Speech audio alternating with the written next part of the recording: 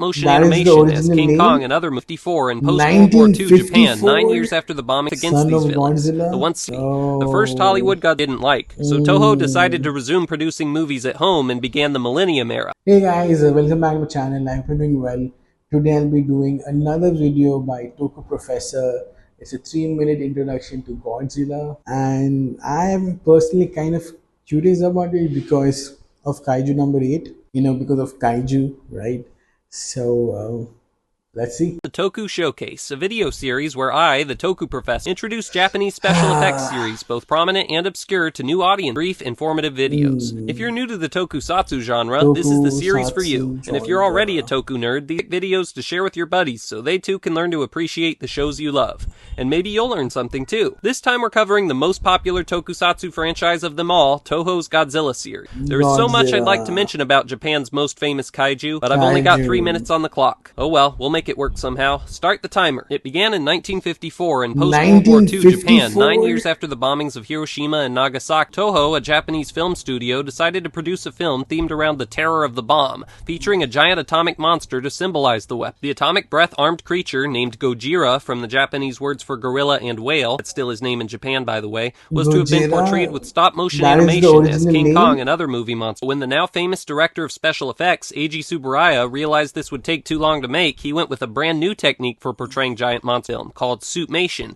in which an actor wears a monster costume and stomps through a model city. This serious movie, Gojira, directed by legend Ishiro Honda, was a big success for Toho and performed surprisingly well in America as well. For the heavily altered US version, Godzilla King of the Monsters, some new scenes with actor Raymond Burr were added to American audiences, and Gojira's name was changed slightly to Godzilla. Toho hastily produced a sequel to Gojira, Godzilla Raids Again, which was the first film to feature a kaiju for Godzilla to battle, namely Anguirus. Ironically, a different Anguirus would in later movies become a close ally to Godzilla. They put out some films about other monsters, but revived Godzilla again to fight King Kong when they fortuitously managed to secure the rights to America's most popular monster. King Kong vs. Godzilla performed very well, so Toho produced new Godzilla films almost every year for a decade after that, pitting the monster against kaiju from their other films and newly created creatures, some of which were even more threatening to humanity than Godzilla himself. Slowly, Godzilla began to change into a friendlier kaiju, who defended Earth against these villains. The once serious franchise aimed at younger audiences, and Godzilla became a hero the kids would cheer on. The series went dormant in the mid-70s, ending what we now call the Showa era, but was revived in 1984 with the return of Godzilla, which kick-started a new continuity called the Heisei, in which Godzilla was once again mostly villainous. Famous monsters like Mothra, King Ghidorah, and Mechagodzilla returned, and several new ones were introduced. After the 7th Heisei era film, Toho shut the series down again so the Americans could take a stab at producing a Godzilla. The first Hollywood Godzilla film was produced by TriStar in 1998 and took Godzilla in a very strange direction that many didn't like. So Toho decided to resume producing movies at home and began the Millennium Era, a collection of 6 mostly unconnected movies which sometimes made fun of the Hollywood Godzilla. After the 50th anniversary film featuring tons of returning monsters, Toho let the series go dormant again, but in 2014, Hollywood was given a second chance. Legendary's Pretty Faithful to Godzilla's Roots film featuring a mostly benevolent Godzilla resulted in the MonsterVerse series of movies springing up, with King Kong as the other main monster. This is probably what led to Toho releasing more Godzilla productions in Japan as well, including the popular Shin Godzilla. There's even going to be a new Japanese movie this year. Overall, Godzilla is a sometimes serious, sometimes low quality and silly, but nearly always entertaining series. And it's no wonder he has such a large fan base throughout the amount of time, but watch Godzilla films. Man.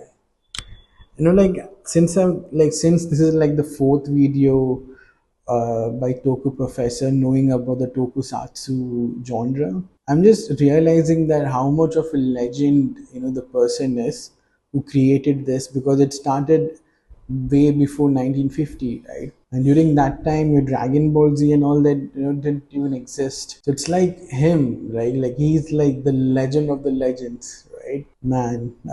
Anyways, if you did enjoy my reaction, I really appreciate if you like, share, and subscribe. Also, if you have any suggestion regarding what anime I should watch next, maybe a movie, a TV series, do let me know in the comments, and I'll see you guys in the next one.